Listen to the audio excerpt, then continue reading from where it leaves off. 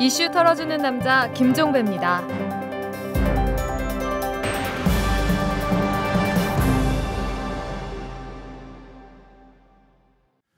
여러분 안녕하십니까? 12월 11일 수요일에 보내드리는 이탈남입니다. 밤사이 눈이 하얗게 내렸습니다. 온 세상이 하얀데요. 그런데 현실 속은 아직도 진흙탕인 것 같습니다.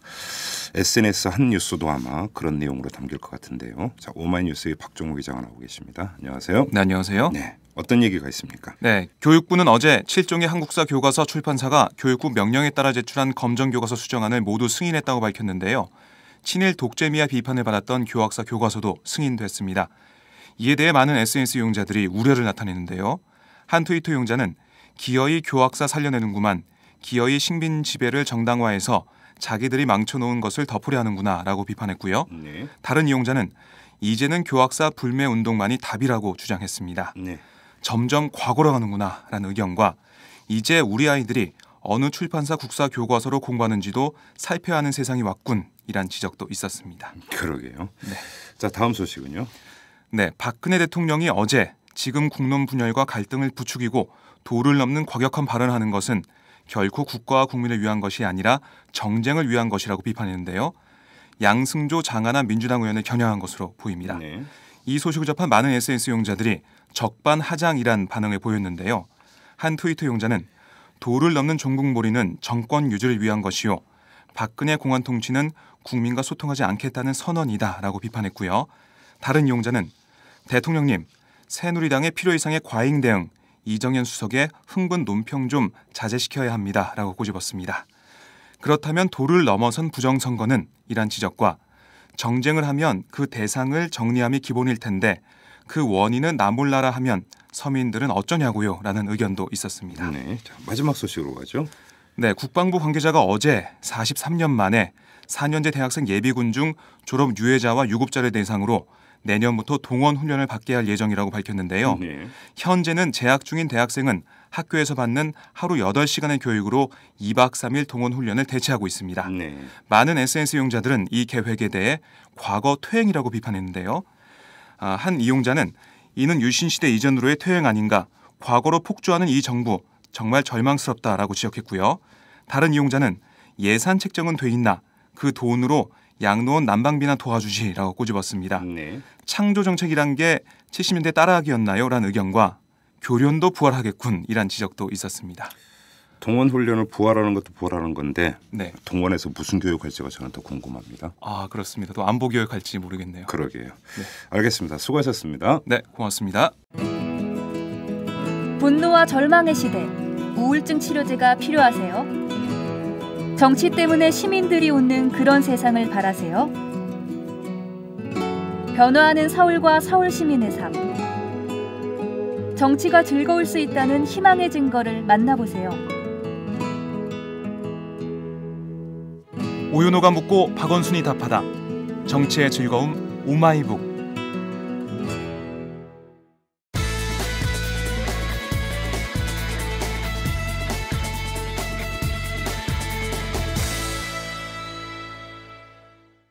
어렵사리 출범한 국정원 개혁특위가 또 비틀대고 있습니다. 어제 하루만 해도 파행, 정상화 이런 과정을 거쳤죠. 이게 연말까지 정말로 이 생산적인 결과를 내놓을지 궁금해지는데요. 자, 오늘은 이 문제를 털어보도록 하겠습니다. 국정원 개혁특위의 민주당 간사를 맡고 있는 문병호 의원을 전화로 연결합니다. 여보세요. 예, 안녕하세요. 예, 안녕하세요. 자, 네네. 오늘은 순탄하게 가는 겁니까? 특위가? 네, 오늘 이제 다시 정상 가동하기로 했는데 네. 예, 오늘 오후 2시에 저희는 좀 국정원 보고를 듣자고 하고 있습니다. 네, 기관 보고요. 예. 근데 어떻게 국정원 쪽하고는 그게 조율이 됐습니까? 그러면? 예, 업무 보고 하는 거는 조율이 됐는데 이제 시간을 네. 오늘로 할 거냐 내일로 할 거냐 그거 갖고 조금 이견이 있고요. 예. 오늘 아침에 만나서 타결을 해야죠. 그렇습니까? 이 특위 회의의 공개는 어떻게 됐습니까? 공개 범위는 웬만하면 다 공개하는 것으로 공개 범위는 이제 그 원내 대표 회담에서 그 합의한 내용은 그 공청회와 법안 심의는 공개한다 이렇게 돼 있기 때문에 네. 대체로 특위회의는 대체로 공개될 걸로 예상하고 있습니다. 왜냐하면 되게 법안 심의가 주고요. 네. 구청회도 하고 되게 그런 내용이기 때문에 이 국정원 기관 보고는 그러면 공개가 됩니까? 어떻게 됩니까? 기관 보고는 비공개로 하기로 했습니다. 그거는 이제 예. 그렇죠. 그거는 비공개로 가는 거고요. 예. 자, 그 의제를 가지고 실랑이가 계속되던데 네네. 이 국내 파트 문제 어떻게 좀 그 조정이 될 것 같습니까? 이 문제에 대해서는 이제 지금 현재 우리 이 많은 분들이 좀 오해하는 부분이 있습니다. 네. 국정원이 모든 공개 정보를 다 수집할 수 있는 것처럼 오해를 하고 있는데 네. 지금 현행법이 상당히 제한을 해놨어요. 5가지죠? 5가지. 네, 5가지입니다. 그게 네. 보면 대공, 대테러, 대국가전복, 방첩, 그다음에 국제범죄 이렇게 돼 있거든요. 예. 이게 상당히 제한돼 있어요. 사실은 그러니까 뭐 대통령의 뭐 동향이라든가 여야 정치 문제 이런 건 사실 정보 수집 대상이 안 됩니다 지금. 네. 그럼에도 불구하고 지금 국정원 스스로도 마치 모든 국내 정보를 자기들이 취급할 수 있는 것처럼 얘기하고 있고 네. 또 우리 국회나 언론이나 많은 국민들이 그렇게 생각하고 있어요 실제로. 네. 그래서 제가 누차에 걸쳐서 이거 아니다. 이 법을 봐라. 직무 범위 보면 이 국내 정보에 대해서 굉장히 제한적으로 해놨기 때문에 예. 그렇기 때문에 지금 이 법에 의하면은 지금 국정원의 국내 정보 파트가 너무 비대하다는 거예요. 네. 법대로 하자면 지금 그렇게 비대할 필요가 없습니다. 네. 오히려 해외 파트나 대북 파트를 강화하는 것이 올바른 네. 좀 개혁 방향입니다. 그러면 그 국내 파트는 줄이되 이 5가지의 이 범위는 그대로 인정할 수 있다 이런 말씀이신가요? 저희는 5가지 중에서 그 대공을 대북으로 바꿔야 된다. 네. 대공이라면 너무 범위도 높고 또 뭐 중국이나 뭐 러시아나 그런 데도 대공 해당되기 때문에 네. 대북으로 좀 국한하자 그것도 그렇게 예. 해서 조금 더 남용의 소지를 없애자고 주장하고 있습니다. 자, 그러면 여기서 지금 중요한 논점이 하나 형성이 되는데요. 자, 네네. 지금 그 가장 큰 문제가 되는 게 국정원의 이 대선 개입 사건 말이죠. 근데 네네. 국정원 안에서는 그것을 뭐라고 지금까지 일관되게 주장을 해왔냐면 대북 심리전 차원이라고 주장을 해왔습니다. 예, 그렇습니다. 이게 그러니까 대공이든 대북이든 예, 해석하는 사람에 따라서 자기들 입맛에 따라서 해석을 하고 강변을 하고 있는 거잖아요. 그렇습니다. 그리고 예. 대북 심리도 마찬가지로 그것도 지금 제가 법을 정확히 보니까 그것도 불법인 것이요. 네. 지금 이제 국정원 직무 범위를 보면은 이 정보를 수집하고 작성하고 배포하는 권한밖에 없어요. 네. 수집, 작성, 배포. 예. 정보를 수집하고 그걸 가공, 작성하고 관기관에 배포하는 걸로 끝나는 거지. 무슨 국정원이 뭐 그 국민 상대로 해서 대북 심리전을 할 권한도 없고. 네. 제가 그 시행령을 찾아보니까 그거는 문체부 소관이라고 법에 명확히 나와 있습니다. 어떤 게요? 상식에 맞고요. 대북 심리전하고 대민 계도 활동. 그거는 문체부 소관이다. 네, 법에 딱 명시돼 있어요, 그게. 어느 법에 그게 명시돼 있습니까? 그게 국정원 그 법의 하위 법령인 그 기획조정에 관한 시행령이 대통령령이 있거든요. 예. 거기에 보면 명확하게 대북 심리전은 그 문체부 소관이라고 명확하게 멋이 박혀 있고요. 아하, 그렇습니까? 또 상식적으로 보더라도 국정원은 이제 그 기획조정권이 있기 때문에 예. 문체부가 그 대공 심리전을 하게 되면은 그 부분을 조정 기획할 권한, 즉 감독할 권한은 있습니다. 그런데 네. 본인이 스스로 선수로 뛸 권한은 없어요. 아, 예. 선수로 뛰는 건 문체부가 뛰는 거고 네. 이제 국정원은 감독을 하고 조정을 하는 권한밖에 없습니다. 현재. 그러니까 이렇게 하라 코치는 할 수 있을지언정. 그런데 그게 맞죠 법에 상식적으로 보다 그렇고. 근데 마치 국정원이 자기들 선수로 뛸 수 있는 권한이 있다. 네. 그 자체가 잘못된 거예요. 그러니까 그것도 애시당초 법을 위반해서 지금 그 기구가 설치가 됐고. 네. 그래서 제가 업무보고 할 때 강력하게 따질 생각입니다. 왜 대북 심리라는 게 도대체 어떤 법령, 네. 무엇을 근거로 설치한 거냐. 이거 네. 아무 국정원법에 근거가 없는 조직이다. 이렇게 예. 생각입니다. 아, 근데 지금 저 그 말씀 오늘 처음 듣는데 좀 여쭤볼게요. 그 법에 그 시행령에 대북 심리전은 문체부 소관이라고 명시되어 있는 거죠? 네, 있습니다. 제가 몇 번 보도자료 냈는데 네. 언론에서도 많이 좀 주목을 안 하고 있는데, 그러니까 사람들이 생각이 기존 고정관념이 있습니다. 그러니까 대북 심리전은 국정원의 업무고, 네. 대북 심리전 내용에 따라서 네. 뭐 정치 개입이나 좀 심한 걸 하면은 불법이고, 네. 그렇지 않으면 합법이다 이렇게 생각하고 있는데 이게 아니고요. 애시당초 대북 심리전이 불법입니다. 그런데 지금 그럼 시행령에서 언급하고 있는 대북 심리전은 어떤 개념으로 설정이 되어 있습니까? 그러니까 국민들에 대해서 어떤 계도 활동을 하는 것이죠. 옛날에 그 국방홍보처나 문광부에서 반공영화, 예를 들어서 반공영화 만들어가지고 예. 국민들에게 계도하는 거 아닙니까? 반공영화 만들어서 국민들에게 알리고. 아니요, 그러니까 그거는 국민 계도 활동이고 네네. 제가 여쭤본 거 대북 심리전인데 이거를 그냥 직역을 하면 북한을 상대로 북한 주민이나 북한 정권을 상대로 심리전을 펼치는 것 아닙니까? 그거는요. 그 북한을 상대로 하는 거는 그것은 이제 그 북한 주민들을 상대로 하는 것은 이제 또 다른 거죠. 그러면 그 시행 나라- 그래서 이게 지금 중요한 문제가 그 시행령에 명시되어 있다는 대북 심리전이라는 용어가 네네. 국내에서 우리 국민들을 대상으로 북한에 대한 경계심을 그 각성시키기 위한 그 차원의 활동으로 규정을 하고 있는 건지. 그겁니다. 방금 말씀하신 그거예요. 대북 심리라는 거는 우리 국민들을 상대로 한 북한의 여러 가지 그런 사이버상이나 또는 북한의 어떤 활동에 대한 대응하는 거죠. 그게 이제 우리 국민을 상대로 하는 거고요. 그게 법률 용어에 그렇게 되어 있다라는 겁니까? 예, 그렇게 되어 있습니다. 예, 그렇게 되어 있습니다. 그런데 이제 그것의 주체는 국정원이 아니라 문화체육관광부로 되어 있다. 그렇죠. 예, 그게 상식이죠. 왜냐하면 예. 무슨 그런 국민들에 대한 활동은 뭐 방공 영화라든가 소설이라든가 이런 연극이라든가 또는 각종 문화체육 활동을 통해서 네. 국민들을 이렇게 설득하고 하는 거는 문체부 소관 옛날에 국정홍보처 예, 역할입니다. 예. 알겠습니다. 예. 그럼 이게 이제 그 특위가 진행이 되다 보면 이제 얘기가 나죠. 혹시 사전에라도 국정원에 이 문제를 제기를 하고 답변을 요구를 해 보신 바가 있으십니까? 국정원대로 직접 못했고요. 정부 지난번에 제가 예결위 지리장에서 총리에게 질의를 했는데 뭐 총리도 잘 몰라요. 내용을 모르고 뭐 예. 수사 중이라 답변할 수 없다 그렇게 말했는데 이 문제는 좀 철저히 따져볼 생각입니다. 왜냐하면은 국가기관이 법을 근거로 해서 활동을 해야죠. 법에 어긋나는 활동하면 안 되죠. 그러니까 그러면 국정원 같은 경우는 대북 심리전단을 만들 아무런 법률적 근거가 없었다는 이야기가 되는 거 아닙니까? 그렇습니다. 제 판단은 그렇습니다. 제가 법률가 변호사 출신인데요. 이거는 네. 저는 뭐 법률 하는 사람들한테 물어보면 90%는 그렇게 답할 거라고 저는 확신합니다. 알겠습니다. 이 문제는 좀 지켜보도록 하고요. 다시 아까 이제 예. 그럼 더 근본적인 문제. 자, 대공을 대북으로 바꾼다 하더라도 네네. 대북이라고 하는 이 용어에서 그 파생되는 직무 범위를 어디까지로 한정할 것이냐의 문제가 되게 중요할 것 같거든요. 왜냐하면 지금 국내 파트에 대해서 국내 정보를 막 수집을 하는데 이게 대북 차원이다. 국정원에서 나중에라도 그렇게 주장할 수가 있는 것 아니겠습니까? 그런 그렇죠. 소지가 있는 거죠. 거기에 이제 좀 사실은 실무적으로 들어가면 상당히 어려운 부분입니다. 그러니까 그 한계가 정보의 한계가 애매모호해요. 과연 뭐는 대북이고 뭐는 아니고 이렇게 구분하기 어렵기 때문에 사실 국정원이 지금까지 그러한 국내 정보에 대해서 그냥 무소불위로 광범위하게 개입한 근거가 바로 그겁니다. 뭐 경계가 애매하기 때문에 그렇죠.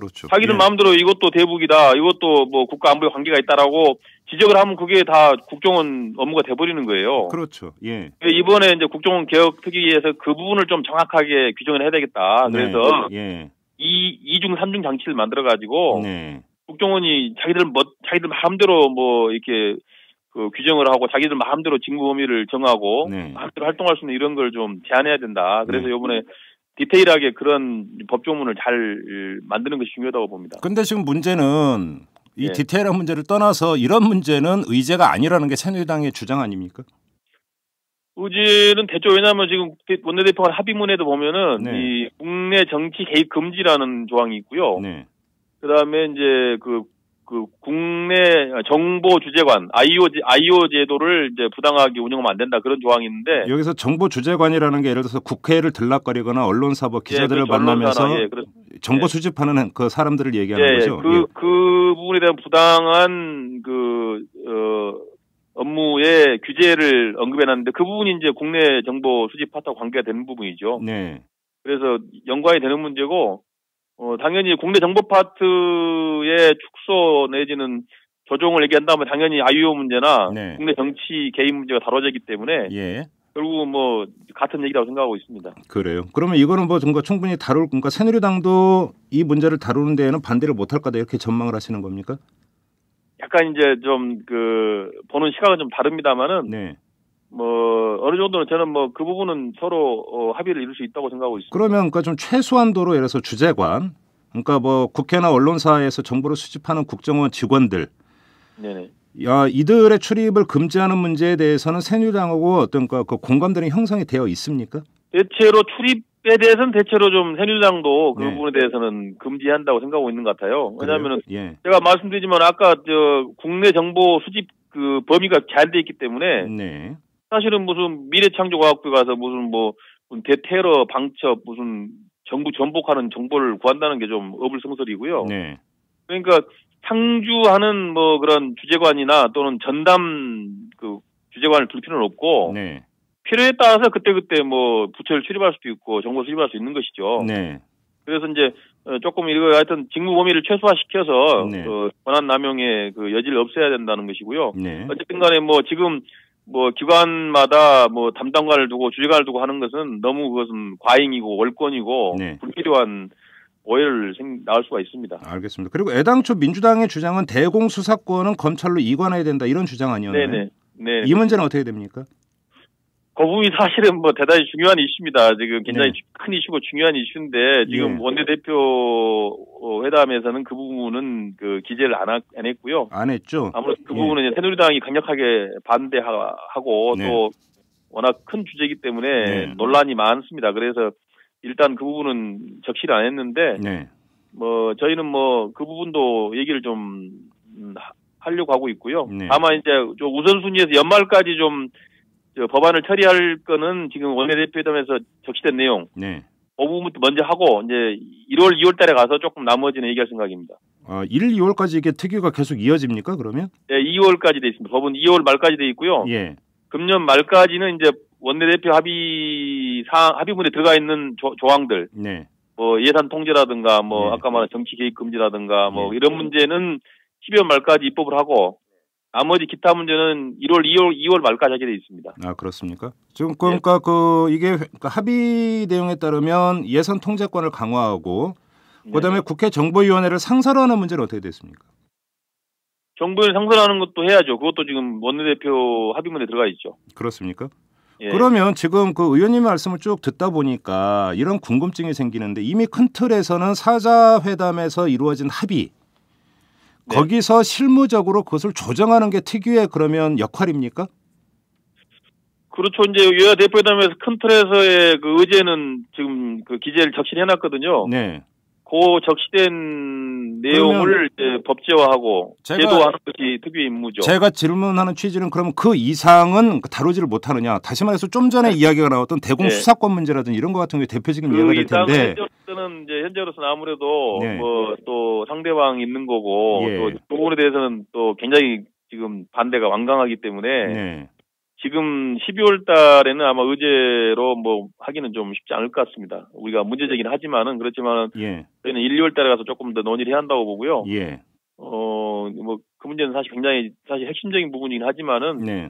워낙 뭐 상대방에서 그 부분에 대해서 완강하게 지금 반대하기 때문에. 근데 지금 완강하게 반대하고 있다는 점 하나. 그다음에 만약에 12월 말에 1차 합의가 도출이 돼서 입법화가 이루어진다고 한다면 네네. 우리는 할 만큼 다 했다면서 새누리당이 손 탈탈 털 가능성도 얼마든지 있는 것 아닙니까? 1, 2월이 거의 뭐 맥빠지게 진행이 될 수도 있는 거 아닌가요?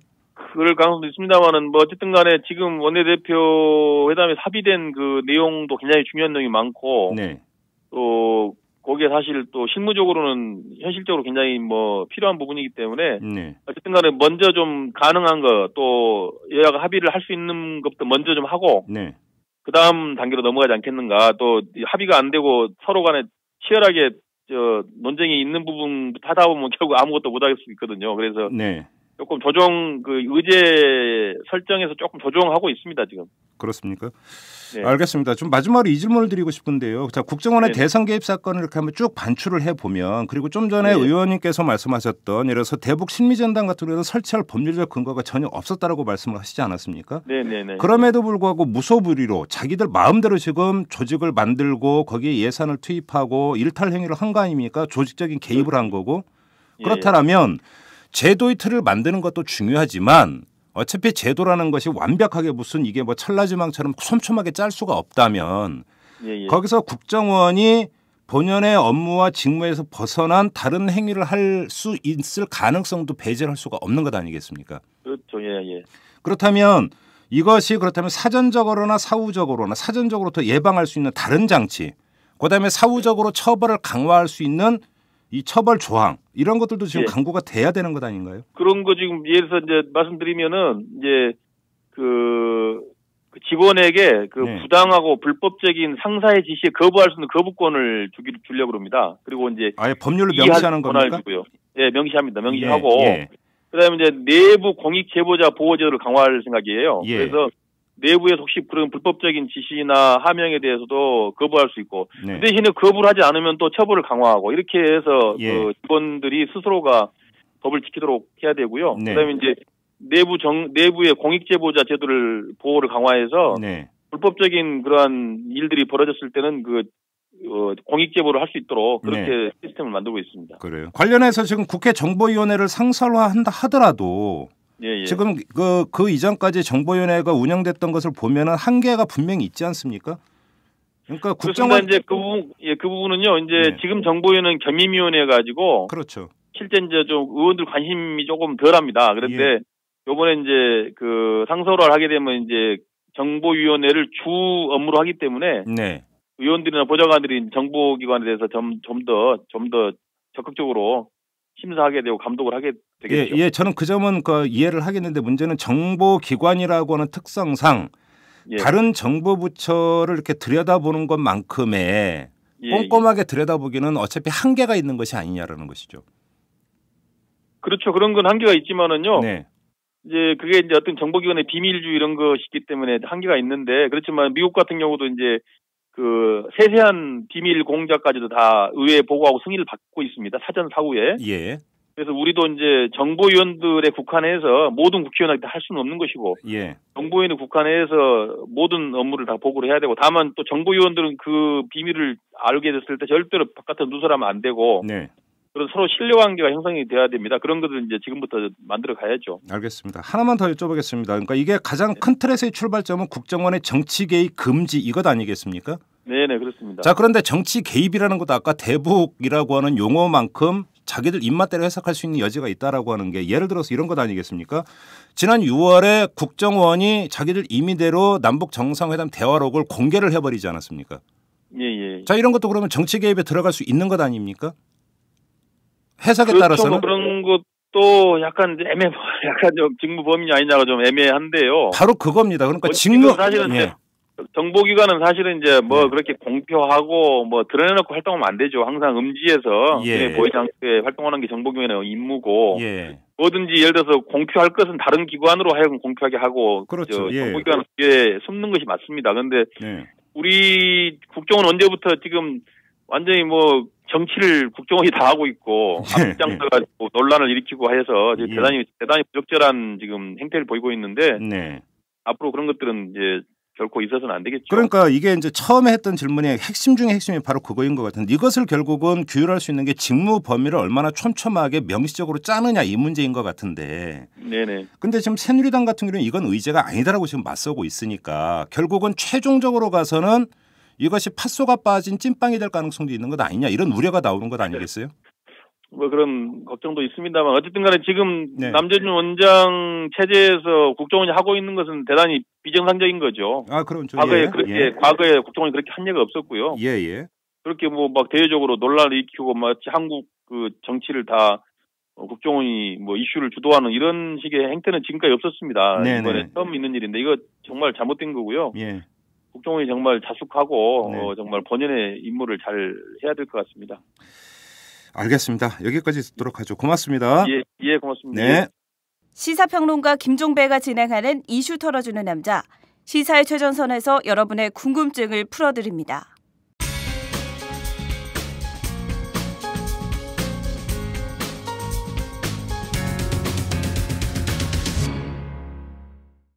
네, 이용마의 방송 수첩 시간입니다. 자, 이용마 기자 나오셨네요. 어서 오십시오. 예, 안녕하세요. 눈길이 했는데 어떻게 잘 오셨어요? 예, 오는데 마음이 가뿐했습니다. 네? 왜요?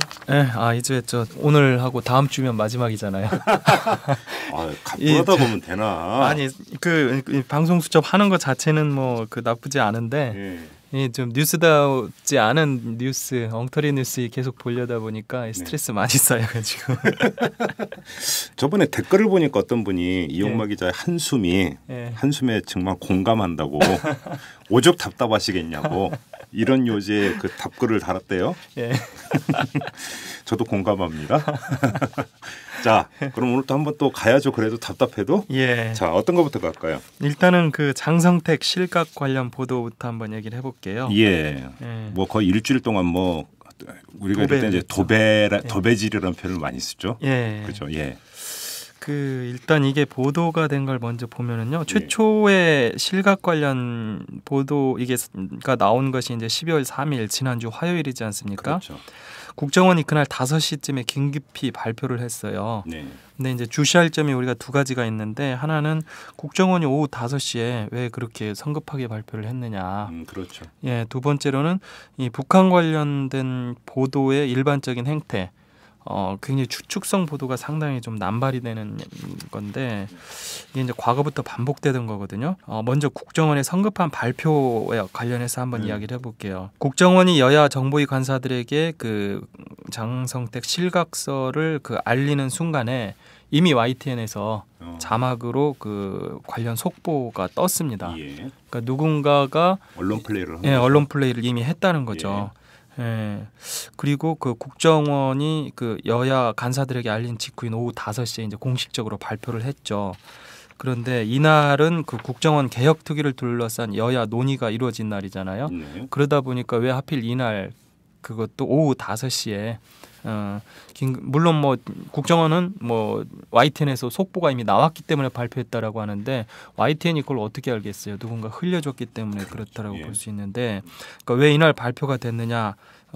이제 결국은 국정원 개혁특위에 어떤 찬물을 끼얹거나 국정원 개혁특위를 좀 무산시키려는 뭐 그런 의도가 아니냐 이런 이제 의구심들이 많이 나오지 않습니까? 그리고 이제 국정원 차원에서 그렇고 또 정권 차원에서 보면은 이 청와대 행정관 예. 그 최동욱 혼외자료가 보도된 예, 예. 그 채군 예. 뒷조사 이 예. 의혹이 막 커지고 있을 때였거든요. 그렇죠. 그렇죠. 예. 막 시동을 걸고 있었던 예, 때였죠. 예, 예. 청와대에서 그 12월 2일 같으면 뭐 자체 조사 중이다. 네. 예. 그 전에는 뭐 그런 일 없다라고 부인했다가. 근데 이게 성급했다라고 하는 그 이야기를 할 수밖에 없는 게요. 사실 국정원이 이렇게 발표를 하기 전에 큰 사안이잖아요. 대북 관련해서는 통일부나 국방부도 여러 가지로 정보를 수집하고 함께 협의를 하거든요. 그런데 정부 부처 간에 이게 제대로 협의가 이루어졌느냐 하면 별로 그렇지 않은 것 같아요. 그때 뭐 김관진 국방장관이나 6.17 통일부 장관의 국회 발언을 보면 조금씩 엇나가는 부분이 있어요. 예, 전혀 반대죠. 그렇죠. 예, 그 두 장관 같은 경우는 아직 실각이 확인되지 않았다. 네. 예, 이런 식으로 상당히 신중한 자세를 취했거든요. 예. 그리고 또 국정원이 발표를 하기 전에 그러면 통일부나 국방부에 이걸 사전에 우리가 발표한다라고 협의를 했느냐라고 하면 통일부 같은 경우는 뭐 사전 협의했다라고 이야기하는데 그 실체는 모르겠어요. 국방부는 어찌됐든 자기들은 협의한 적이 없다라고 이야기를 했거든요. 그리고 보면은 국정원이 스스로 그 밝히는 경우가 거의 없다면서요. 다른 예. 부처를 통해서 그럼요. 밝히죠. 그러니까 정보만 예. 그러니까 주고 예. 당신들이 뭔가 발표를 해라 이런 식으로 하는 게 관행이었지. 예. 국정원이 직접 나서 그런 경우는 별로 없다면서요. 예, 국정원의 원래 원훈이 예전에 음지에서 뭐 음지에서 일하고 양지를 지향한다. 예, 양지를 지향한다. 사실 그 전에 노무현 정부 때나 뭐 DJ 정부 때나 계속 국정원이 굉장히 일이 많았잖아요. 남북 정상회담을 두 차례나 했고 그렇죠. 남북 간의 접촉도 굉장히 많은 때이기 때문에 국정원의 역할이 그 어느 때보다 컸지만 국정원이 이 전국에 이렇게 전면에 등장한 적이 거의 없어요. 그렇죠. 예. 그런데 그리고 어떤 일이 있을 때 발표하는 것은 대부분 국정원이 밖에서 열심히 일을 하고 그리고 통일부나 뭐 국방부 이런 데서 발표를 했죠. 그게 그렇죠. 또 가장 모양이 맞는 겁니다. 예. 예, 국가정보기관이 그렇게 그 전면에 드러내는 건 바람직하지 않거든요. 그런데 지금 상황에서 이런 일이 벌어지고 있다는 게 국정원에게 성급한 발표다라고 볼 수 있는데 이런 부분들에 대해서 방송 3사에서 지적한 데는 단 한 군데도 없습니다. 예. 일단 그다음에 일단 국정원에서 그 실각서를 흘린 뒤에 추측성 보도가 굉장히 많이 남발했는데요. 예. 북한의 경우에 굉장히 폐쇄적인 국가잖아요.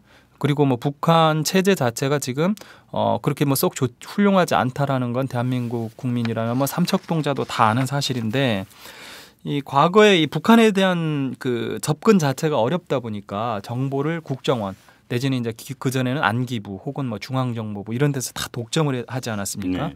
그래서 북한 관련된 어떤 보도를 하려면 국정원에서 정보를 언론에게 줍니다. 예, 그걸 대부분 받아서 하죠. 그렇죠. 예. 그런데 과거 이제 그 정상회담 이전에 남북 정상회담 이전에는 그 뭐 안기부나 중앙정보부 이런 데서 대북 적대 의식만 강조를 하다 보니까 북한에 굉장히 나쁜 이미지를 씌울 수 있는 것들, 네. 반북 이데올로기 내지는 반북 정서를 조장하는 그런 것들만 언론에 많이 줬거든요. 예. 근데 언론은 어디서 뭐 받을 소스가 없으니까 그렇죠. 예, 그런 거 받으면 그냥 적당히 보도하고 예. 이런 정도로 하고 말았고 이게 이제 그런 식으로 보도하니까 대부분 자기가 직접 취재해서 하는 게 아니라 이게 전언이잖아요.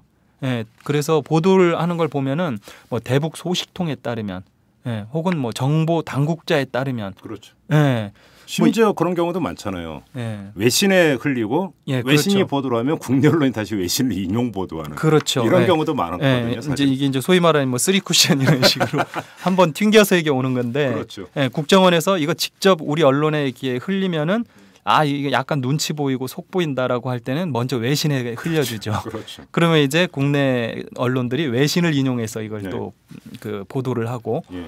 예, 이런 식으로 좀 쉽게 말하면 북한 관련 뉴스는 이 정보 당국이 좀 장난질을 많이 쳤습니다. 이게. 그렇죠. 근데 이번 건 같은 경우도 예. 그래서 그러니까 북한의 조선중앙통신이 이제 장성택 실각을 확인하는 보도를 내보낸 다음에 예. 한 보수 언론이 전했는데 박스 기사로 다행이다. 국정원 반응이 사실로 확인이 돼서.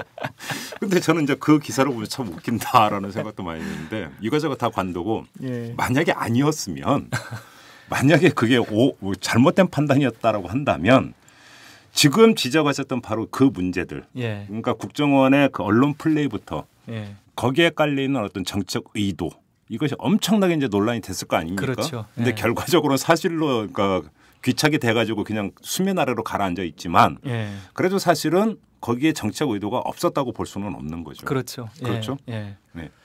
근데 그 이런 어찌됐든 국정원의 의도에 그 언론이 또 충실하게 부응을 했어요. 네. 이게 남북 정상회담 이후에는 사실 그 반북 정서를 어떤 조장하거나 부추기는 이제 그런 보도 행태들이 좀 많이 지양이 됐거든요. 예. 왜냐하면 어차피 북한 체제가 지금 뭐 남한에 비해서 우월하지 않다 이런 사실은 다 알고 있는 상황이기 때문에 네. 오히려 지금 남북 간의 대결보다는 통일이라고 하는 문제가 훨씬 중요한 문제로 떠오른 상황이기 때문에 남북 협력, 경제 협력이라든지 이런 것들이 그렇기 때문에 반북 정서를 어떤 조장하거나 부추기는 것보다는 가급적이면은 좀 잘 지내서 북한을 잘 어떻게 보면 햇빛 정책이라는 게 그러거든요.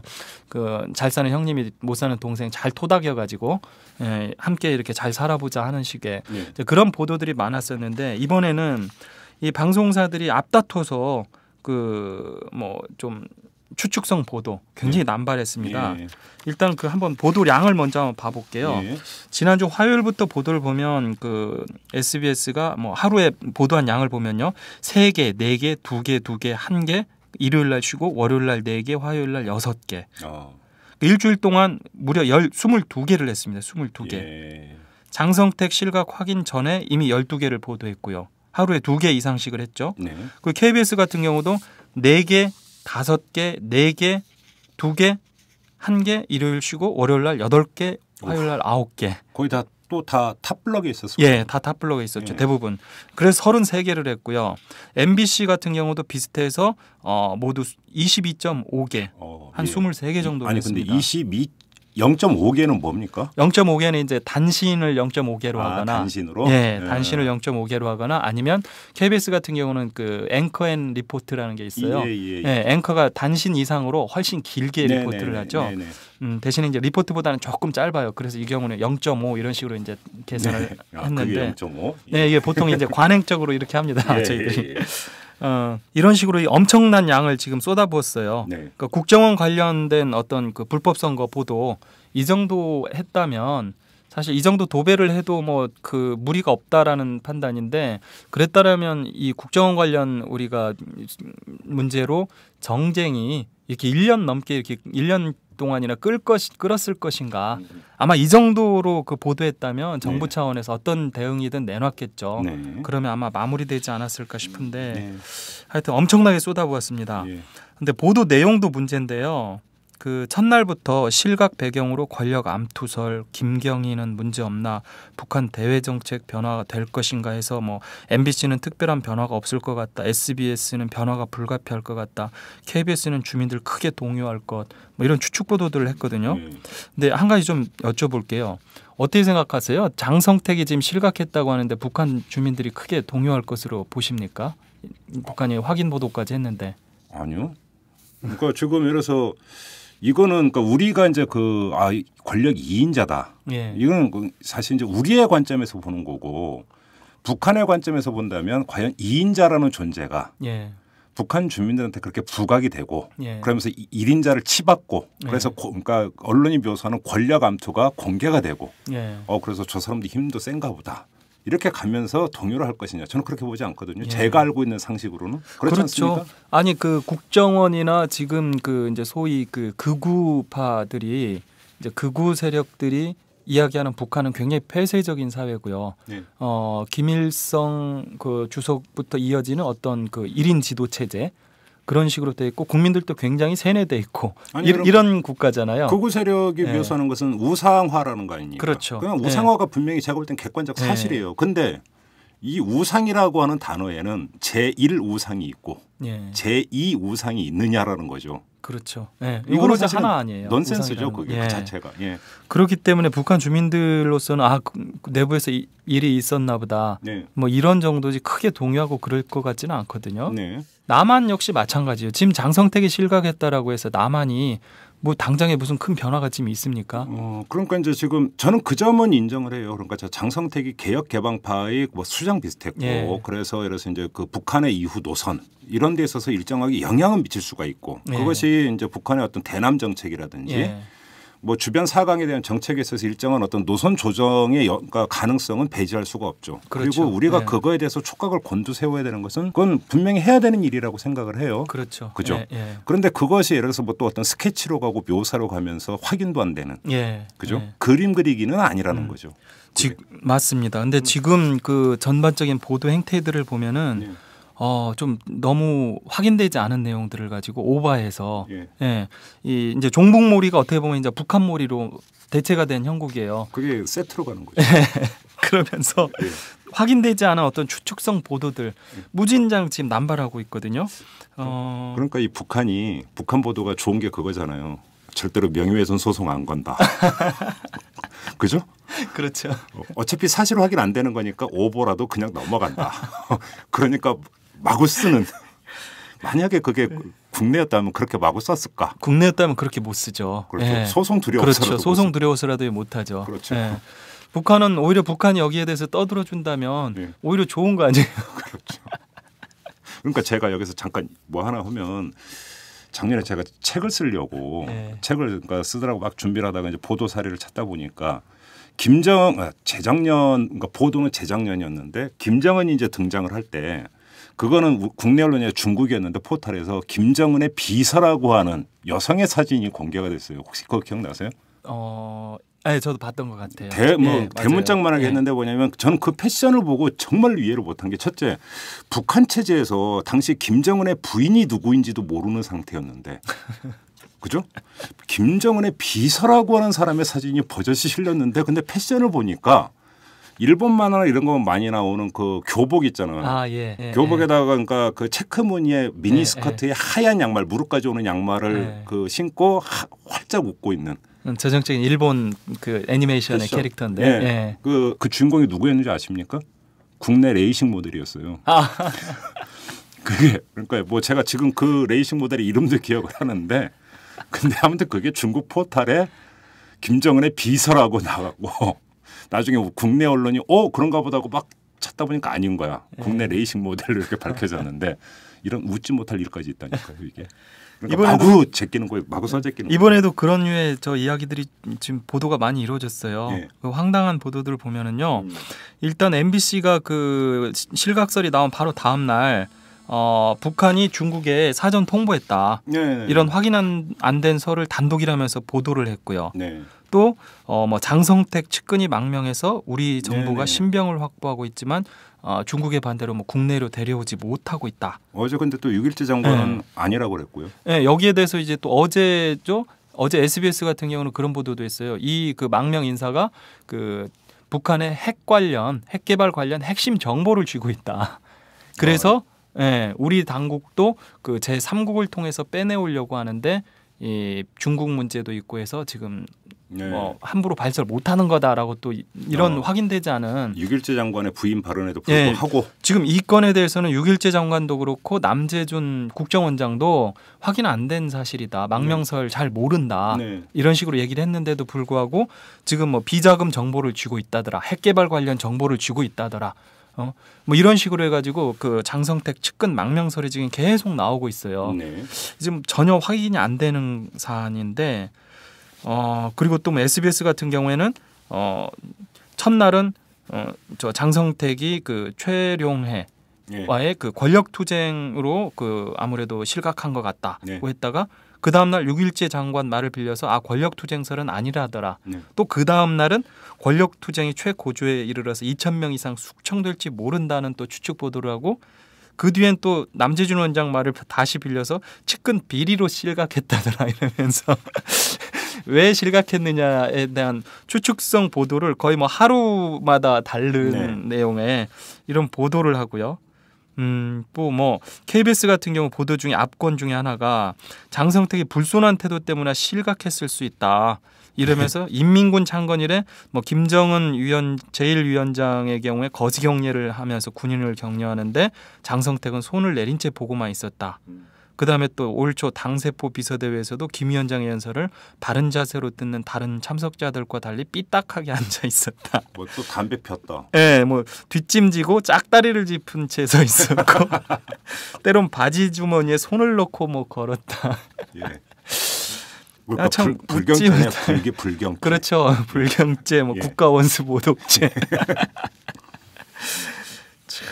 하여튼 그런 걸 이제 우리는 소설 쓴다고 그러죠. 예. 그렇죠. 그 남재준 원장은 또 이런 보도를 또 틈타서요. 국회 보고에서 뭐 북한이 작년에 17명을 공개 처형했는데 올해는 40명을 공개 처형하고 공포 정치를 한다. 네. 김정은 우상화에 5,300억을 투자했다.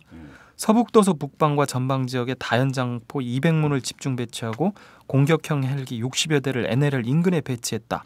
뭐 이런 류의 그 어떤 그 북한의 호전적 이미지와 공포 분위기 조성을 하는 세부적인 내용들을 막 일일이 공개를 해가지고 이 언론들이 또 다 받아쓰면서 공포 정치, 압권이 바로 그거예요. 처형. 그러니까 네. 장성택 숙청 이후에 북한이 어떻게 할 것이냐. 여기서 네. 이제 여기서부터 이어지는 레토릭이 뭐냐면 여기서 북한이 어떤 이 안의 혼란을 잠재우기 위해서 대외 도발할 가능성. 예. 그죠? 예. 이제 이것을 부각해 들어가면서 오히려 이제 긴장 국면을 끌어올리는 예. 보수 세력이. 예. 그러면서 이제 우리 사회 부분을 일종하게 단속하려고 하는. 그렇죠. 그러니까 국내 정치용으로. 국내에서 이견이 나오는 걸 막아버리는 거죠. 아주 전형적인 수순이죠. 예. 지금 또 그런 보도가 나타나고 예. 있고요. 이런 엄중한 시기에 그렇죠. 무슨 엉뚱한 소리들이냐. 그렇죠. 국내 정쟁이라는 게 말이 되느냐. 그렇죠. 그렇죠. 예. 예.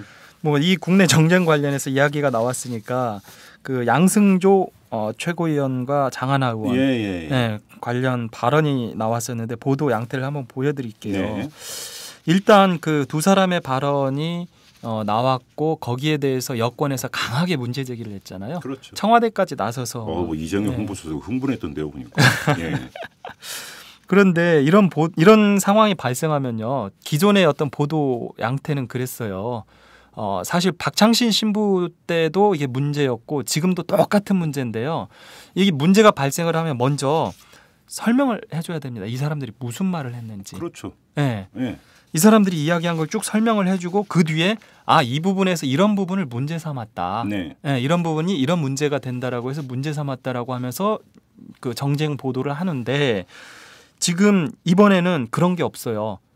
그래요? 네, 박창신 신부 때도 박창신 신부 발언이 한 30분 됐잖아요. 네네네. 그 핵심은 이게 정부가 종북몰이를 하면서 민주주의를 탄압하고 있다. 네. 이제 이런 게 핵심인데 이제 그런 부분들에 대해서는 다 빼버리고 연평도 발언이라든지 뭐 이런 것만 했잖아요. 이번에도 마찬가지예요. 그 양승조 최고위원 같은 경우에 발언을 한번 제가 조금 길더라도 네. 그대로 인용을 해볼게요. 그 이제 중요한 부분만 인용을 하는 건데 박정희 대통령은 중앙정보부라는 무기로 공안 통치와 유신 통치를 했지만 자신이 만든 무기에 의해 자신이 암살당하는 비극적 결말을 예상하지 못했을 것입니다. 박근혜 대통령은 박정희 대통령의 교훈을 타산지석으로 삼아야 할 텐데 국정원이라는 무기로 신공안 통치와 신유신 통치로 박정희 대통령의 전철을 밟고 있다는 국민의 경고를 새겨들어야 할 것입니다. 네.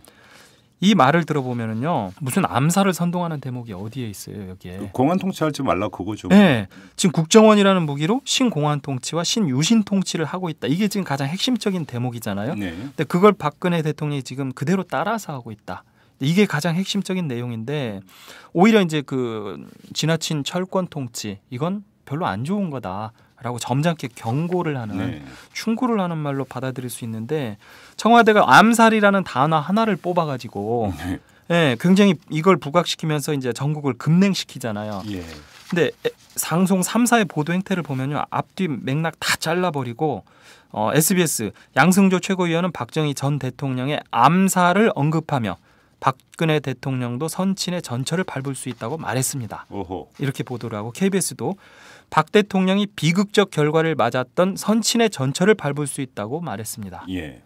MBC도 박근혜 대통령이 암살된 아버지의 전철을 밟을 수 있다고 발언했습니다. 예. 라고 필요한 부분만 쏙 뽑았어요. 예.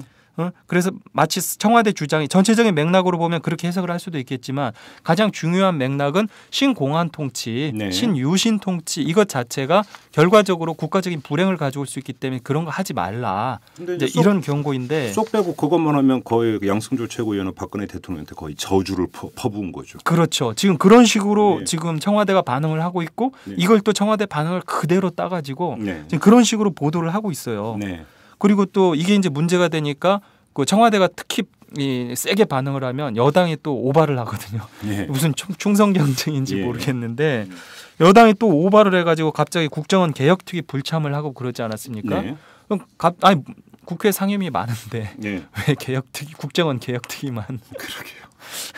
이런 부분들에 대한 지적도 없어요. 예. 참. 참 한심한 진짜 보도 행태. 그러니까 거두절미하고 입맛에 맞는 것만 쏙 빼가지고. 예. 그렇죠. 여기서 제가 좋은 단어가 생각이 났습니다. 부패 보도 어떨까요? 부패 보도. 자기가 먹고 싶은 것만 골라 먹는. 뷔페. 발음이 안 좋았나요? 먹는 뷔페. 뷔페 보도. 예. 저 하나 만들었어요. 어떻습니까? 괜찮나요? 괜찮네요. 골라 먹는 재미. 뭐 이 양승조 장하나 의원 건의 발언 보도가 그렇게 갈 거라는 것은 이 방송 수첩을 들으신 애청자 여러분들 아마 대충 이제 패턴을 읽어왔기 때문에 예. 예상하지 않았을까요? 그렇죠. 예. 예. 자 다음 건 한번 가보죠. 이 정쟁 보도 잠깐 이제 다음 하나 예. 뛰어서 먼저 철도 파업 얘기부터 하죠. 예. 예. 정쟁 보도 지겹기도 한데 예. 이 파업이 이제 9일 이번 주 월요일부터 9시부터 그렇죠. 시작됐잖아요. 예. 그 파업 첫날인 8일부터 보도를 시작했는데요. 그 과거에 이 노동조합의 파업이 발생을 하면 항상적으로 관행적인 보도 행태가요. 그 왜 파업을 했느냐. 는 빼고 네, 그 부분은 거의 다뤄지지 않고 시민의 발을 볼모 삼았다. 좀 그 묘 레토릭도 좀 바꿨으면 좋겠어요. 너무 오래 쓰는 것 같아. 그죠? 이런 보도 행태에 대해서 좀 지양을 해보자라는 예. 게 사실은 그 저희 MBC 같은 경우에 노무현 정부 시기 뭐 이런 때 그런 보도 행태를 좀 바꿔보자는 내부 논의도 많았고 예. 또 그게 일부 많이 좀 개선도 됐습니다. 예. 근데 이게 지금 보면은 다시 원점으로 돌아갔어요. 예. 다시 원점으로 돌아가서 그 8일 내일 파업이다. 네. 라고 하면서 피해가 우려된다. 예. 쟁점은 거의 없습니다. 그다음에 9일 파업을 돌입하니까 SBS가 무려 4개, KBS도 4.5개, 네. MBC가 2개 보도를 합니다. 예. 내용을 보면 SBS가 4개를 보도하고 KBS도 4.5개를 했는데 파업 돌입했다는 일단 스트레이트 소식, 예. 그다음에 그 무궁화호와 새마을호 예. 해서 불편하다. 예. 단축은행에서 또 산업계가 문제다. 그렇죠. 예. 또 뭐 파업의 쟁점 이런 식으로 보도를 했어요. 예. 근데 4개의 그 리포트 구성을 보면은 파업 쟁점은 달랑 하나잖아요. 불편이 벌써 한 2개 정도 되고 파업 돌입했다는 것도 사실상 부정적인 이미지를 주니까 왜 문제가 됐는지 아주 이 쟁점에 대해서 간단하게 보도를 하는데 이 보도 행태도 보면은 SBS는 양측에 한쪽에서는 이건 민영화를 위한 거다. 한쪽에서는 아니다. 네. 이 주장만 나열을 하다 보니까 무슨 내용인지 이해가 안 돼요. 저도 이 SBS 사실 모니터를 제일 먼저 SBS 보도를 봤는데 쟁점이 뭔지를 모르겠어요. 수서발 그 KTX 자회사를 만든다는 건데 그게 한쪽에서는 민영화를 위한 수순이다. 네. 한쪽에서는 아니다라고 이야기하는데 왜 민영화를 위한 수순인지 네. 왜 그게 아니다라고 주장을 하는 건지 네. 전혀 이해가 안 돼요. 예. 그냥 그 주장만 딱 나열을 해버렸어요. 반면에 이제 KBS는 이거보다 조금 좀 정성을 들여서 설명을 합니다. 네. 이제 4.5꼭지나 해서 그런지 그 쟁점에 대해서 이게 원래 이명박 정부 하에서 추진하던 민영화의 수단이었다는 거. 네. 이거 아마 잘 모를 겁니다. 예. 이명박 정부에서 이런 식으로 해서 민영화를 추진하려다가 폐기를 했었거든요. 그렇죠. 이 정부가 다시 이걸 받아서 하는 거거든요. 예. 그리고 따라서 이제 코레일이 아무리 부인을 하더라도 코레일 측에서 노조 측에서는 여전히 불신감을 가지고 있다는 거죠. 예. 그러다 보니까 이렇게 된다는 거고 이제 MBC를 가면요. 또 이런 내용은 또 자세히 없지만 MBC엔 또 다른 내용이 나옵니다. 여기에서는 지금 코레일이 전반적으로 다 적자거든요. 그런데 흑자를 남기는 유일한 노선이 KTX입니다. 그렇죠. 그런데 그 KTX의 상당 부분을 지금 수서발 자회사로 떼낸다는 거거든요. 5분의 1이 빠져나간다는 네. 거예요. 그럼 본사 같은 경우는 적자만 사실 그렇죠.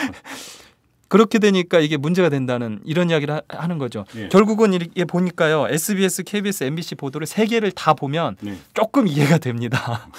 이 쟁점이. 세 개를 다 보는 시청자가 세 개를 어딨어. 다 봐야.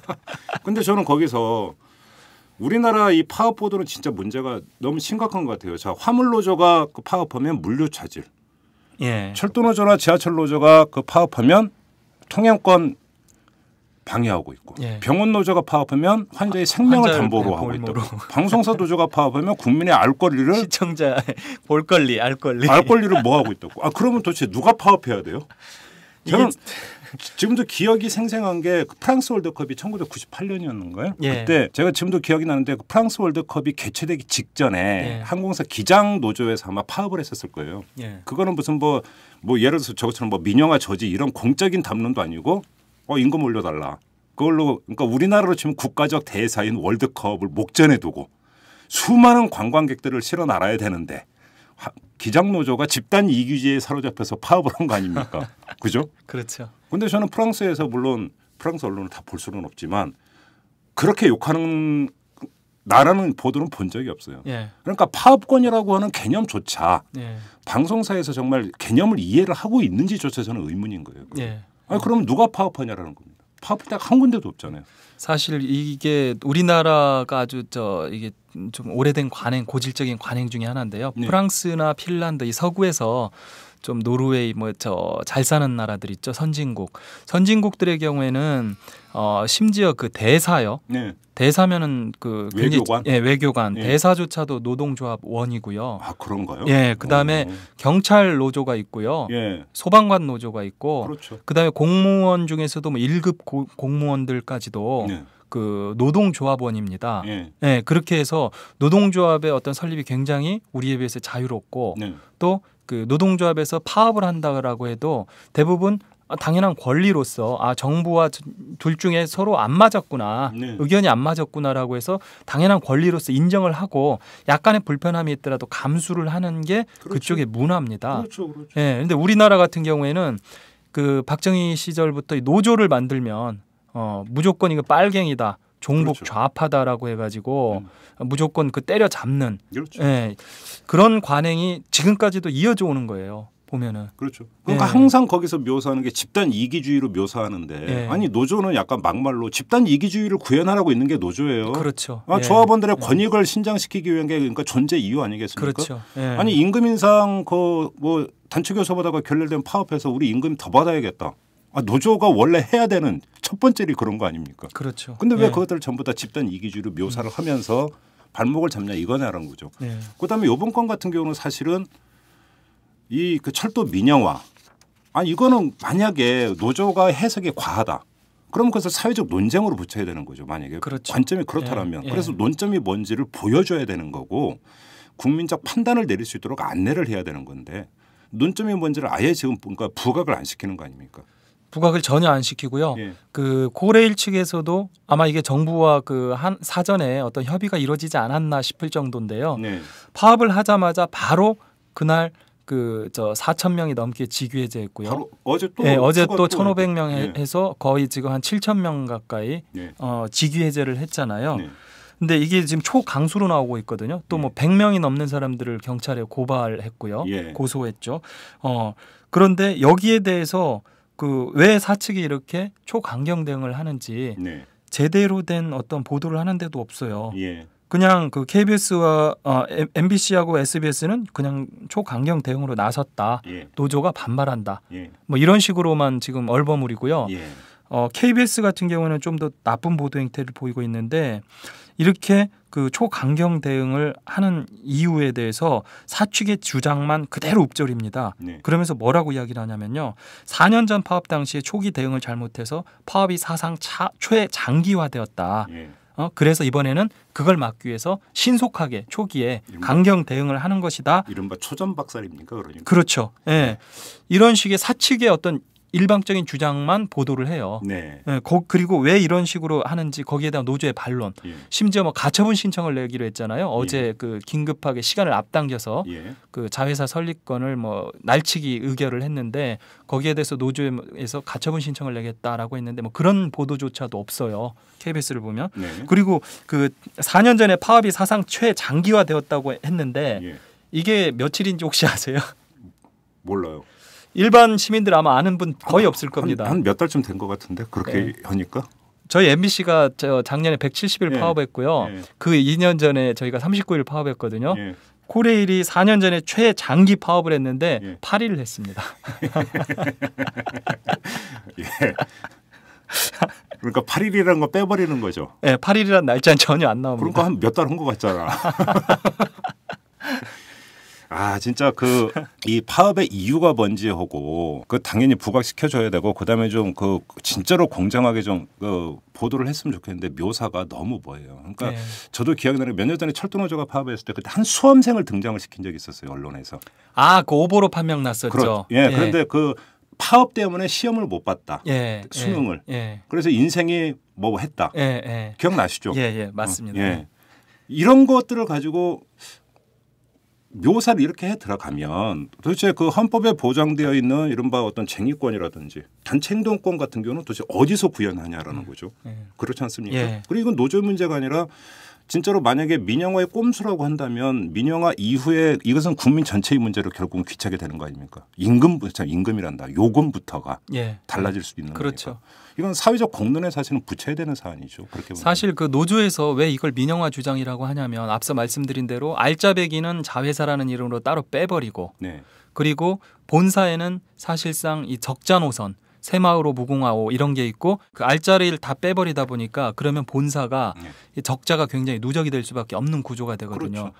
본사가 적자가 누적이 되다 보면 그러면 결과적으로 본사에 대한 구조조정이라든지 또 민영화 얘기가 안 나올 수가 없어요. 그렇죠. 예, 지금과 같은 상황에서도 뭐 민영화하자는 얘기가 나오는 판에 알짜 노선을 완전히 다 빼버리고 이쪽 적자만 그렇게 남긴다라면 굉장히 오히려 더 심각해지죠. 그렇죠. 그런데 지금 이걸 어떤 공기업 개혁에 굉장히 시금석인 양 네. 지금 정부에서 추진을 강력하게 하고 있고 여기에 지금 코레일이 발맞춰서 움직이고 있는 거거든요. 그러니까 좀 저는 개인적으로 MB 정부 때부터 계속 이어왔던 이래서 민영화 우려, 민영화 논란이 되게 많았잖아요. 예. 뭐 전력 민영화도 있고 뭐 상수도 민영화, 이런 네, 것들이 병원 있는데 민영화. 이제 예. 계속 어떤 잠복되어 있으면서 수면 바로 밑에서 잠복되어 있으면서 언제라도 불거질 수 있는 그런 사안이었는데 예. 사실 이번에 철도노조 파업으로 이제 철도 민영화 문제가 처음으로 이것이 이제 사회적으로 어떤 행위까지 동반되는 이제 그 논란으로 부상이 된 거면 이거는 사실은 철도 민영화의 틀이 아니라 그 공공재에 대한 어떤 그 전반적인 민영화까지도 사실은 얘기가 돼야 되는 사회적으로. 그렇죠. 예. 이거는 진짜 국내 민보고하고 연결이 되는 문제이기 예. 때문에요. 좀 그게 공론화됐으면 좋겠는데 너무나 협의하게 가고 있고 좁게. 근데 좁게도 그것만이라도 제대로 논점을 부각시켜 주는데 논점은 부각시켜 주지 않고 있고. 그렇지 않습니까? 예. 그러니까 노조원들이 또 이른바 떼법에 의존하고 있는 걸로 묘사를 하고 있는 거예요. 이런 거 아닙니까? 그렇죠. 예. 계속되고 있습니다. 똑같은 문제가 계속되고 있어요. 참 답답합니다. 예. 이제 다시 한번 또 정제로 돌아가 볼게요. 예.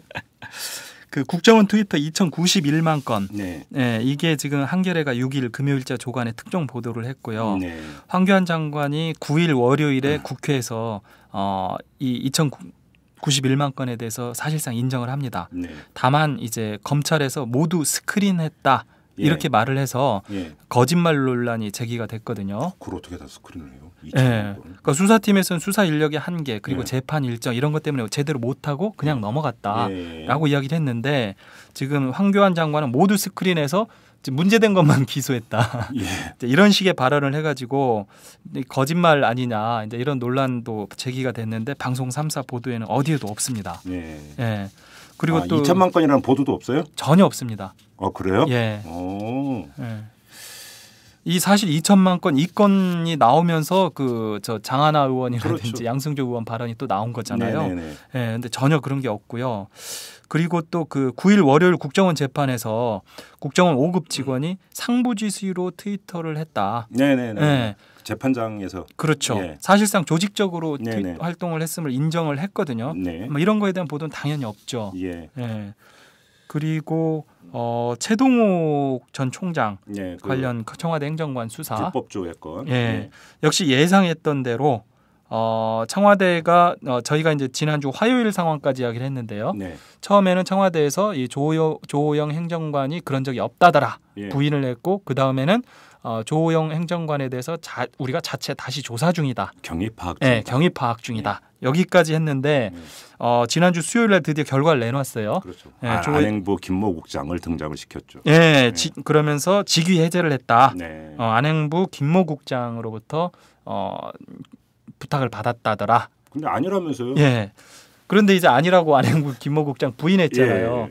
그런데 방송 보도를 보면은요, 딱 예. 여기까지입니다. 청와대에서 직위 해제했다. 네. 예.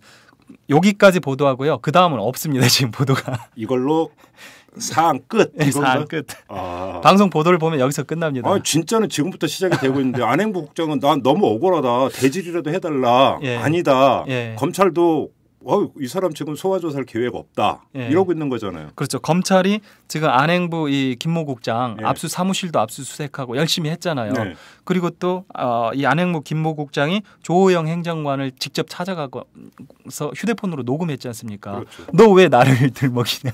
그리고 결정적으로는 검찰이 그 문자 복원했는데 그 내용이 전혀 없다면서요. 네, 전혀 채모군, 예. 채모군 그 뭐 관련된 내용도 없고 이래서 검찰은 지금 이 핀트가 빗나갔구나. 네. 지금 이런 쪽으로 방향을 잡고 있는 것으로 이제 알려지고 예. 오히려 조호영 행정관이 이제 피의자로 그렇죠.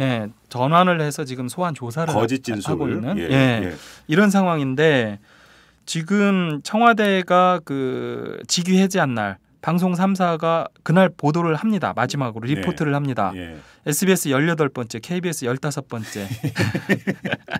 MBC 그나마 낫습니다. 제일. 예. 6번째입니다. 예. 그런데 보도 내용도 보면은 청와대 발표 그대로 반복을 하고요. 네. KBS만 안행부 김모 국장이 혐의를 부인한다. 이거 유일하게 딱 보도를 합니다. 네. 그 다음부터는요. 그 5일 날 안행부 김모 국장 사무실 검찰이 압수수색했는데 그 SBS는 18번째, KBS는 15번째. 예. 역시 로컬 뉴스에 그 짧게 처리를 하면서 여야 반응을 묶어서 리포트하고요. 예. MBC는 뉴스 말미에 단신 처리합니다. 예. 그다음에 6일에는 그 채모군 어머니 임모 씨 네. 그 협박 혐의로 소환 조사한 사실을 MBC는 13번째 리포트, KBS는 단신, SBS는 보도를 안 하고요. 예. 이게 끝입니다. 아. 네, 그러니까 지금 그 김모 앞서 말씀하신 대로 김모 국장이 적극적으로 혐의를 부인하고 검찰 수사 방향이 이쪽이 아니다 해서 조호영 행정관에 대해서 좀 더 압박하는 수사를 하는 이런 내용들이 지금 전혀 나오지 않고 있습니다. 간단히 얘기를 하면 조호영 행정관을 청와대에서 직위 해제했으니까 됐지 않았냐? 그렇죠. 퉁치자. 네. 여기서 이제 꼬리 자르기가 네. 확실히 이루어지는 거죠. 그렇게 되는 거죠. 예. 알겠습니다. 자, 우리가 방송 수첩을 통해서 계속 그 지상파 3사의 그 보도 행태를 점검을 하고 있는데 어제 뉴스가 하나 나왔어요. KBS 이사회에서 예. 수신료를 2,500원에서 4,000원을 올리기로 의결을 했는데 아주 짧고 굵게 한 말씀 해주십시오. 동의하십니까? KBS가 참 이 생각이 없는 것 같아요. 없어도 너무 없어요 지금. 왜요? 끊임없이 그 시청률 올리려고 네. 지금 길을 쓴 지가 한참 됐거든요. 몇 년 됐죠? 네, 지금 몇 년 됐어요. 그런데 그 지금 보도를 이런 식으로 하면서 그러게 말이에요. 제 주머니에서 지금 돈을 더 받아가겠다는 거 아니에요. 지금 예. 내는 시청료도 제가 지금 끊고 싶은데 예. 이게 전기세 붙어가지고 끊지도 못하는 마당에 KBS 보기 싫습니다 지금. 예. 그냥 본다면 굳이 제가 이 방송 수첩 때문에 봐야 한다면 그냥 인터넷으로만 보고 싶어요. 그래요? 인터넷은 공짜잖아요. 왜 제가 KBS 수신료 내면서 예. 그거 봐야 돼요. KBS가 되게 미워하겠다 우리 이용마 기자. 근데 동감합니다. 저희 집은 테레비도 없는데 없어요. 그게 그렇습니까? 예, 그거 안 날리면 우리 집 테레비 없어요라고 보여주면 그거 어떻게 면제된다던데. 맞아요. 예. 그거 그 뭐 동사무소인지 어딘지에서 거기까지 가야 돼요? 그 오라고 해야 돼요. 그래요? 와서 확인해야 되니까. 그래요? 예, 텔레비전 없다는 걸 보여줘야 됩니다. 예. 그리고 그 전기세 붙는 거 떼달라고 해야 돼요. 그러니까요. 그러니까 예. TV가 이제 완전히 맛이 가가지고 예. 에이씨 잘 됐다고 그냥 치워버렸는데 지난 6월에. 그럼 TV 없이 사는데 괜찮아요. 책 읽게 되고 아주 괜찮아요. 제가 요즘 제 스마트폰 안 쓰고 예. 투지폰 쓰는데 예. 그 투지폰 쓰니까 훨씬 낫다는 생각을 하고 있거든요. 왜요? 왜냐하면 스마트폰이 이게 중독이에요. 너무 눈도 맞아. 피곤하고. 예, 예. 맞아요. 예, 요금 쓸데없이 비싸고 투지폰 네. 쓰니까 요금도 싸요. 그런가요? 예, 굳이 저는 그 일반인들이 스마트폰 쓰는 이유 지금 잘 모르겠어요. 저는 진짜로요. 네. 제가 한번 그 스마트폰 쓰다가 이제 그 다 돼가지고 바꿀 시점에 저도 이제 안 쓴다. 예. 투지폰으로 쓰려고 바꿨어요. 찾아갔는데 투지폰을 살 수가 없는 거예요. 왜냐하면 그렇죠. 투지폰이 없죠. 가격이 스마트폰하고 똑같아. 거기다가 그 뭐 보조비라고 하나요? 그것도 예. 없어요. 그러니까 기기 값은 오히려 더 비싼 거야. 예. 그러니까 이거 뭐냐면 통신 정책도 뭔가 진짜 잘못돼 있어요. 업계 위주로 예. 소비자 위주가 아니라 진짜 업계 위주로 돼 있는 거 아닙니까? 맞습니다. 있는 게 딱 하나 그 이제 효도폰이라고 하나요? 그거 이제 어르신들이 쓰게. 그것도 무지 비싸요. 그러니까요. 예. 그것도 뭐 2년 약정하고 그거 네. 사라고 그러더라고요. 그래서 울며 겨자 먹기로 다시 스마트폰으로 바꿨는데 아무튼 수신료 얘기하다 갑자기 또 스마트폰까지 가네. 오늘은 여기까지 하시죠. 예. 수고하셨습니다. 예, 고맙습니다. 네. 여러분은 지금 10만인 클럽 회원 문희정이 후원하는 김종배 이슈 털어주는 남자를 듣고 계십니다.